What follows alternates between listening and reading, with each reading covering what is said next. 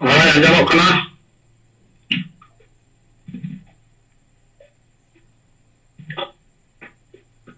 ᱡᱩᱫᱤ ᱟᱵᱚ ᱯᱟᱹᱨᱥᱤ ᱡᱩᱫᱤ ᱵᱚᱸᱜᱟ ᱥᱟᱞᱠᱷᱟᱱ ᱤᱱᱟᱹ ᱥᱟᱶᱛᱮ आदिवासी सेंगल अभियान रेन सनाम कमिया को गी इन बात से को गुणमान सरहाव और जोहार ये तो जहाँ कमी करा अभी गोंके सम्मान का अबुना जहाँ ना कैप्टन बनाव रहे कैप्टन बनाव रहे ना सभी पड़ा रहे अले ना करे अपना नीता उस्तो सही लिस्ट औरिले सामान दाड़िया इनकन जब तो जाएगा रही मैसेज से ना कथा तो पसना हुई करना ये जहाँ तीन सिंगल लीडर को मिला बुना जब तो कैप्टन बुन बिना मा dan उनका लेकर लिस्ट को बिना मा अगर तीन जन लोग को बिना का ना तो औरी को समांगा आसोइन अड़ी उसरा उन्हें को समांग तबुना जो मीटिंग रहा और ले हो को ले उनका मैन हुई करना ये रिपोर्टिंग में जाते हुई वो मा ना साबरे वो जहाँ अतु टोला रे ना जहाँ चिरकुट हटिंग दिया और वाल लिखोन दिया जेमन अले नोआ एरिया दो मरांग रेगी द्वितीय दफा रे वोट दो पारम बड़ाई ना दनितन हा उना चाप बनो का नीत ना जहाँ थीर कान तेनो कमी होरा चिरकुट हटिंग साउते नोआ वाल लिखोन नोआ अरहो चलू गानोआ दनित ना थोड़ा दिन दो थोड़ा दिन समय लगा हुआ मने कमी को सर्दी करना हुई कोड़ा को थोड़ा को व्यस्त तबुना तो माने निये थोड़ा गान कमी को कमाव लेन खान गे नोआ कमी आर बुन सर्दी दाड़िया जहां लेका मांगते नोआ कमी तलाते नेल लेना पब्लिक को साव न्यापाम केते पब्लिक को तुरन हर को जहां कथा को नुकु नोआ माझी बुन बदल कोआ तुन बांचावा नोआ कथा अंजम तोरा जेमन को माने मिटन जुदो मचा को बुझेवे तहना जे नुकु ना माझी को बदल को तालिया नोआ कथा जखन नुकु को बुझेवा माने लय को हुयुक कना जे आले दो माझी दो पाले बदल को आपे तिगी आपरे माझी पे बदलिया नोआ कथा आपे बेस्टिक बुझेवे कारण आपे आतुरन माझी आपे किसते ले दाड़िया आपेरन माझी तिना गान चे कोई कमी कना जहां नोडे मोड़े गोटेन पॉइंट ऑल मेना का नोआ चितान रे कोई माझी हा बाको कमी कना जनी आपेरन माझी हा नोआ को दो बाय कमी कना होय आदो ना दो को ले थे होय उनका दो बांगा पापला बंधन छुट छटियर समूंगी आर ने जागे जहां को जहां लका लेन खाय बिचार करते दानम को हुआ तो नोआ कथा को दिस को बुझे कानते मार से को बुझे दाड़िया और बुन बुझे चु दाड़िया को करना अबुरे सिंगल लीडर जहां ते को करेगा तो नोआ के नोने मिटन माने मिटन हैबिट हो आतुरे संगीते न जे अनरी हर साव जहां को साव दो तिसो न्यापाम न होई कान नेपेल बांग होई कान नुकु को सेन केते नोआ कथा लई नुकु तिना जन नावा कमिया को हो नोडे को प्रैक्टिस कान तबोन ते नोआ को कथा सामान तलाते अबुरन कमिया को प्रैक्टिस कान तबोना अनरी हर को अनरी आतुरे सेन केते कथा को रोड दाड़िया कान ते नोआ उनका की नुकु जहां को आंजोमे कान थे नुकु को बड़ाई दाड़िया कान थे आदिवासी सेंगल अभियान से सालखान मुर्मू नोआ कथाई मेमेन कना मेनते ते नोआ ये आबू सलाते आदिवासी सेंगल अभियान सलाते प्रत्येक आतुरेन हर प्रत्येक ओड़ा बुन सेन दाड़िया कान थे नोआ और अबुआ कथा उनको बुन ले दाड़ी को कान थे नोआ नुकु ना अड़ी मज को बुझाव दाड़िया कान तहनोआ जहां को दो भागे को चिंता भावनाया समाज लगित ते तो नुकु अब नुआ तला तो कि नुकु अब तो डिसीजन मन सेटल दाड़िया काना नुकु हर सला बुन जापान दाड़िया कान ते मिटन सगई उनको सला बनाव सला काना नुआ इंट्रा मिटन कमी होरा कान तबुना तो जहां लेका गे नितो विभिन्न जायगा रे वोट रे कमी होरा को चला कान गया इन को साथे बतरिया कमी को सर्दी जो कना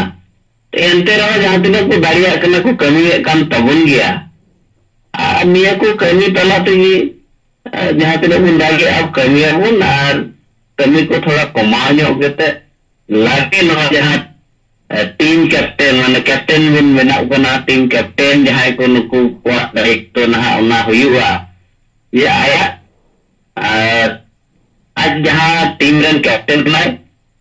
उनको या टीम रन तिनगान चलका को कमी दाड़िया कना नोरिया मिटन परिसंख्यान गयाल तो नोंका दिगी ना अब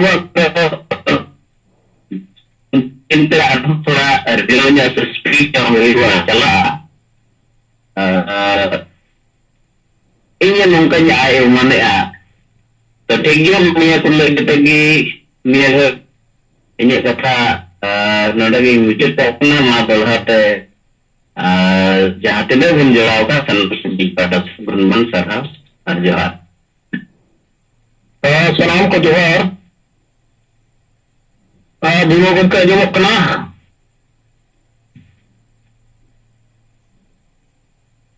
halo और आजमो कना तरंग ताजमो कना मा और दो मा के या सिंगल जिमरे सेलेक्ट कना बुरन जीत बुगा साथे सलाम सिंगल कैप्टन को और सिंगल कर्ता को सब प्रदेश जहां को जुड़ो कना एक तरह से पढ़ाई मा सहा और सिंगल दुहालिंग जलाबन कना अब इतम रिपोर्ट लिखा कि बड़ा जंग लिखा अब तलारे लिंक दी तो पहले नो पन जला कट गया तरह को दो जहां YouTube चैनल पर चला को ओना दो नवा तेन मा 24 तारीख कना गपा 25 तारीख ओला 23 तारीख ताए कना जहां दो पंडित रघुनाथ मुर्मू महा से नेपल महा अडियान जगह पर को बनाव बड़ा गया अब राजनगर सूर्य मिटन बंधु अतु मेना ओडे होको मनाव किया यूट्यूब चैनल रे गेली नेल किया ऑल चिकी कलकार बोल आया नवा बारते उनको दो ओडे को मनाव किया अदो ओंडे ली नेल किया जहां ना एंकर कनाए और जहां ना रोड कुदी कना उनी और ओनिया लेफ्ट राइट रे मिटन सेता फोटो में और मिटन सुक्रिया फोटो में माने सेता और सुक्री में किना लेफ्ट राइट और तला रे उनी होड़े रोड जहां ना एंकर कुली कना उनी अदो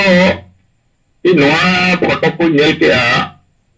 एकान नोआ बुझे जाम के जे जहां साहेब नोआ मिट्टे में रोड रकब कता जे सेता सुक्री कान गया वो आबो दो नि थबी और जन्म दो आरी वो जन्म आरी वो हतावा तो नोआ दो पले नोआ बुझेवा तो गोटा के नोआ दो भारल लेका मने भारल चबा कते मने गवाओ चबा लेका ले बुझेवा आ वकत तेया दिन रे को मजार के को मना सेता सुक्री फोटो दो ना पले नोआ बा को किया तो नोआ मिट्टे अब उनको तो लिया गया जहाँ थोड़ा सा ले गया उनको तो लिया गया अब ऑल चिकी 2025 मिशन तब 100 साल पूर्व लगी नवा अब चलकर वन लहा चया से वन या माने वन मारांगा गोटा के वन ऑल पढ़ा मा गोटा के वो जते हो के वन वन चेतो मा निया के तक उनको तो रोड रिया जहाँ ये लिया जो किया अब नो नुका अब नो माने ऑल चिकी तो वो लाया अब वो के वो लाया गोटा गेबन पढ़ा गोटा गेबन पसना माबो नवा मिशन को लगावा करना और 2025 रे सोशल पूरे लगे नवा को टारगेट रे किछु गान को लगावा अगर नोकु दो राजभाषा वो तैयार बा नोडे संताली पारसी झारखंड रे नवा लगी तो बनु आरोड तो तको आको तेगे को लहाय क्या माने अबो गबल लहाया अबो गबल पढ़ा नवा ना लुकु अविष्कार आज जहां अंकर कुली कना और जहां लेलई कना उनी आ उनका गे रोड उनका गे लेलई कना ते नवा लगी दे झारखंड दिसम रे नवा राजपारसी बो बनावा नवा लगी डाले हम नोतरेले ते आले नवा जहां जन डाले माने ऑल पढ़ाओ को बना ले से ऑल पढ़ा कना नुकु को वाले नवा तले कुकमु ये नवा राजभाषा बना दर करनो कना रो हो उनी दो बाय रोड ला आर कुली हो बाय कुली अदो अड़ी अफसोस दुर्भाग्य लेकर कथा जब नोट को कना काड़ी लेकर तो मानव करने ला आमेन गानोआ जब उठे टारगेट के उठे उना उद्देश्य तो बनु अना अना रे तायम रे अदो कपा दो इनकन साहेब तिकिन की निजुक करना परिणाम तो ट्रेन रे मेना इतना गपा कोलकाता की सेटरवा फिर कोलकाता को ना फिर जमशेदपुर की निजुआ जहां का अब व्हाट्सएप माध्यम से खबर को बढ़ाया करना अब हम दुपे कर गया अदमान इन ग्राउंड कते सनाम को तोड़ाते अवल सिंगल कैप्टन को सिंगल कार्यकर्ता को आज पासर हावा सिंगल जो हाली जालाबन करना और मान ओडे गालिया मुचालिन थूक कुमिया और मा सनाम को जोहार तो सीताराम मजियाना रिपोर्ट को बनाजम के आदि सराह